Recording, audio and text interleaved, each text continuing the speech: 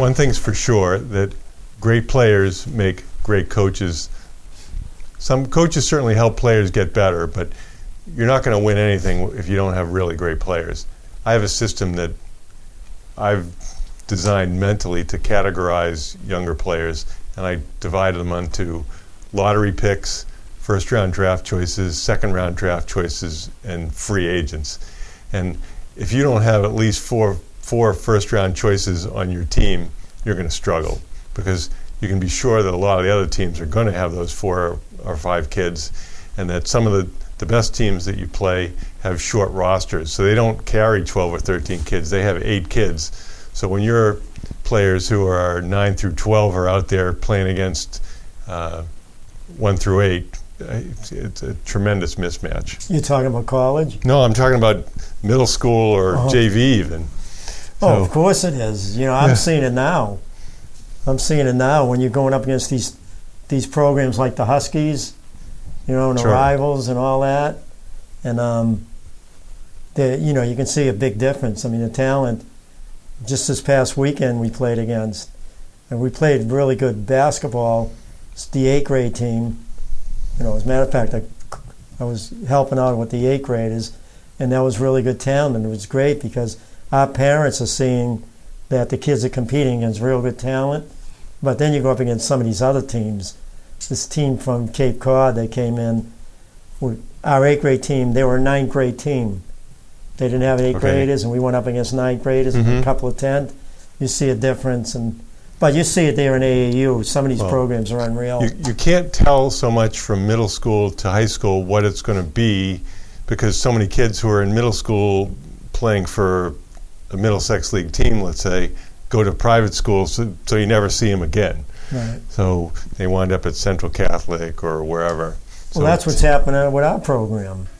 Yeah, you know, we've lost a couple of really good basketball players to. Well, obviously Sam Dewey played at Brooks.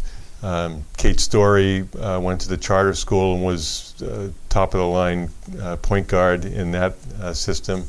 And Cecilia Kay, who is a sophomore this year at Bishop Fenwick, she's a Globe All-Scholastic, Herald All-Scholastic, and the Salem News named her North Shore Player of the Year. So you can't replace that kind of player. Right.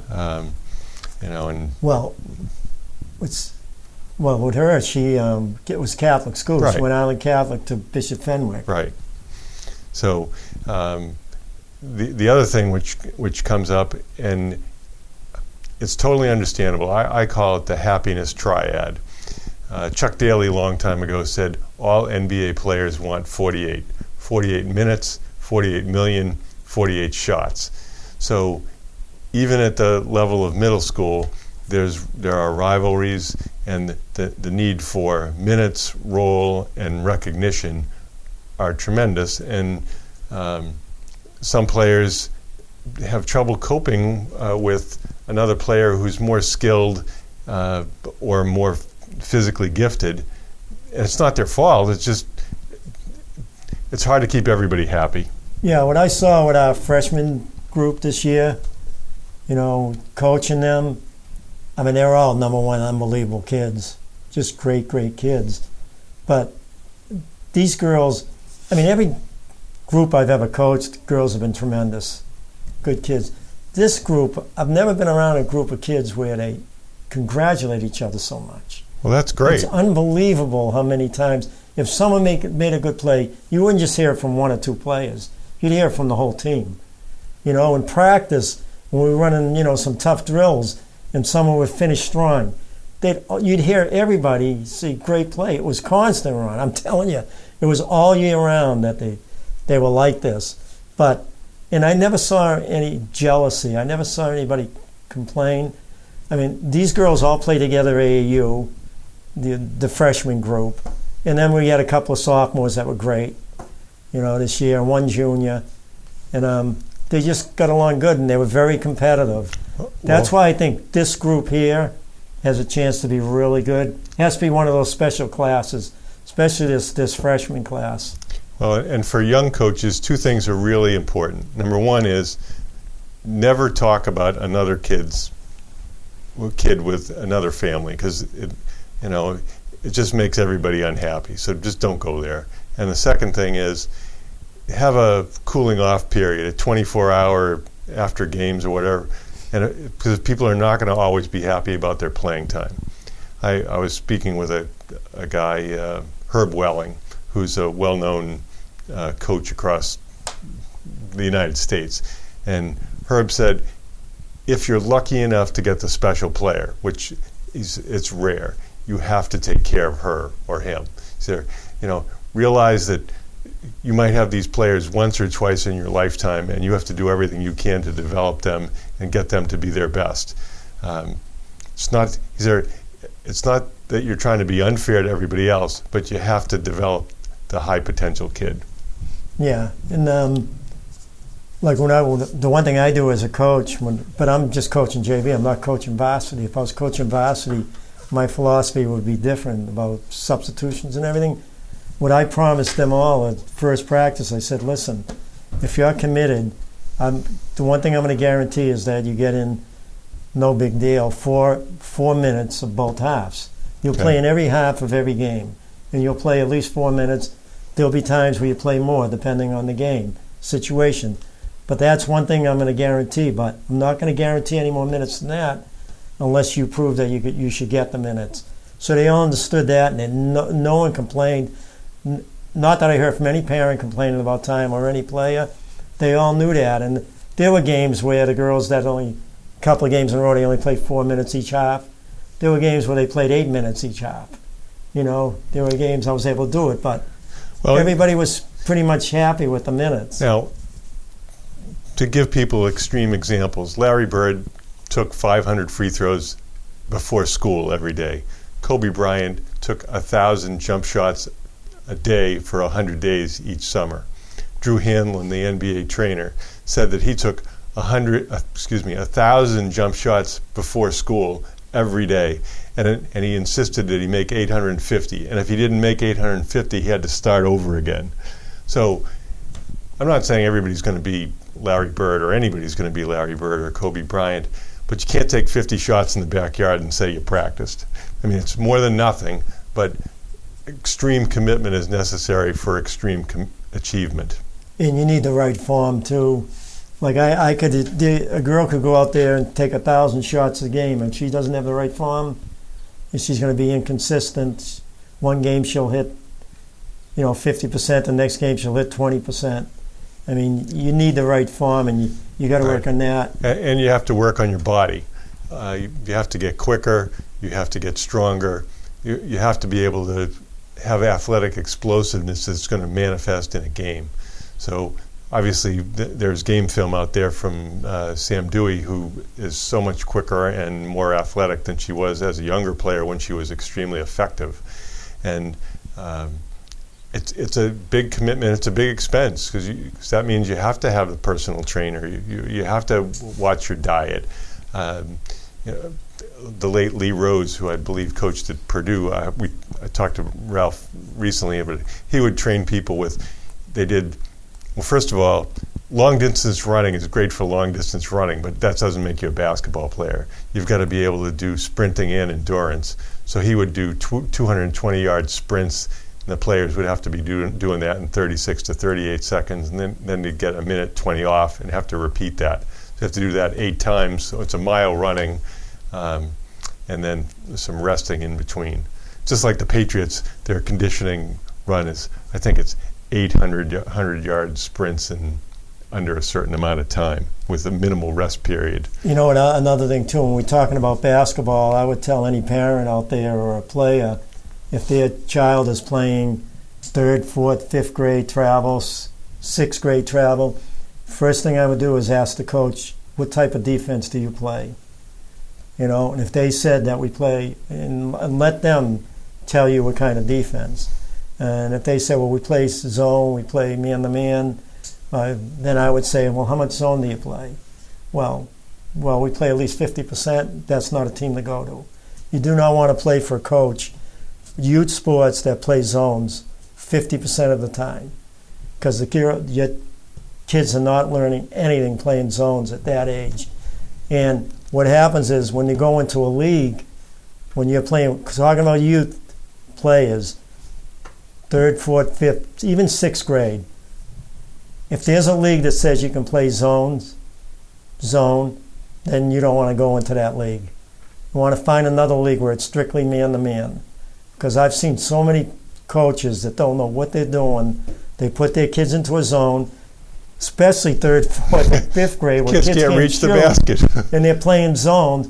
I mean, I see it now once in a while when my grandson was playing in the Winter League. Teams were playing zones. Sometimes I go up to the people running it, and I say, why do you allow zones at this age? When kids want to learn how to play man-to-man defense, and you want to be able to run your offense against man-to-man teams. High school's another thing. Like, we didn't play a minute of zone, my JV team, the last 2 years. Oh, we played zone one game when we were up 20-something points, and I don't want to score any more points to get any more steals. So I put them into a zone in the last quarter, just that one game. But you learn the game much better. It's unbelievable. Well, and if you watch some of the elite teams in the postseason, like especially the Villanova-Houston game, it was just a hammer and tongue dogfight with brilliant athletes and man-to-man defense. It was barely in the 50s. But just think for these poor parents that are paying the money, whatever, in any league, and the kids, they're 3rd or 4th graders going up against a zone. He can't even run a play. Right. Because teams are playing zones, and they allow it. So that's the one thing I would recommend. At that age, it should always be man-to-man, and they're going to learn way more on defense and offense. Well, the two things that people have to learn is they have to be able to keep the ball in front of them, because dribble penetration is everything now, because people get to the basket, and if you get beaten, then when teams help, then they throw out to the perimeter, so they're scoring inside or getting fouled, or they're pitching out for threes. So being able to contain the ball is critical. And when people don't have the athletes to do that, I get it. That's why they play zone. A couple of years ago, we had a lot of trouble containing the ball. So we lost to Wakefield 7 times in a row over 3 years.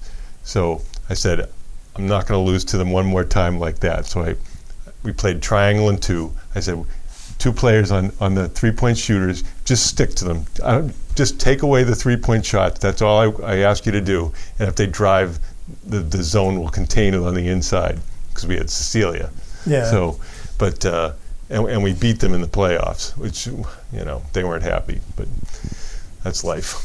So, youth basketball is so much fun, and you want to make it a memorable and fun experience. I know all the kids that played, especially for you, had a good enjoyable time, and you coached a lot of teams that were highly skilled and had great opportunities to succeed in high school. Oh, it's a lot of fun. We coached a lot of really good teams that when you see the Colleen Hanscom and Hannah Brickley class go up there, a lot of real good classes went up there, and they made it to the Garden, that group, and we would go to all these different tournaments in the summer. Well, they lost to Oliver Ames, Lauren Batista, who played at Tufts. Then she coached at Tufts. Now she's an assistant. Did she play at Bentley, Batista? I thought she played at Tufts. No, she played at Bentley. She at Bentley. Okay, well, she's an assistant to Carla Berube at Princeton now. Yeah. So, and Princeton's doing really well. In that game, Melrose pulled out ahead by 7 points. I remember that game. And then they brought in this little blonde 6th player, and she went crazy, Oliver Ames. But how about the year they should have won is when Shea Petty played against Lincoln Sudbury, and they had Swords playing. And the next year, Lincoln Sudbury goes Division I, and that's when Shea Petty got her second foul. Right, so she sat out. She sat out 9 minutes, which kind of drove me crazy. Anyway, so there's a lot of other things that are important as a young coach. I think it's good to have kids learn how to watch some film so that they see the good things they do and occasionally the mistakes that they can improve on. And it's important to develop some networking along the way. So, I've been fortunate to have networking relationship with some of the coaches. I communicate now and then with Kristen McDonald, who's the boys coach at Norwood now. And Kathy Delaney Smith recently retired from Harvard, had a good relationship with her, and the Princeton program since Carla Berube went down there from Tufts. Oh, another thing I recommend too, if your child, when they're 4 or 5 or even 3, get one of those beach balls that are shaped almost the same size as a 27.5 basketball. You know, get one of them and the kids can dribble into the house. They can dribble in the house and they're not going to break anything. It's light, not the beach ball that the Fenway Park where they hit, not those. Yeah. The ones you see in any of the shopping centers, and Shaw's has them anywhere. And get them, and they can dribble in the house. That's what I did with or let them dribble in the basement and get the lamps out of there. I did that with my grandkids, and they all can dribble the ball well. They started off with that in the house.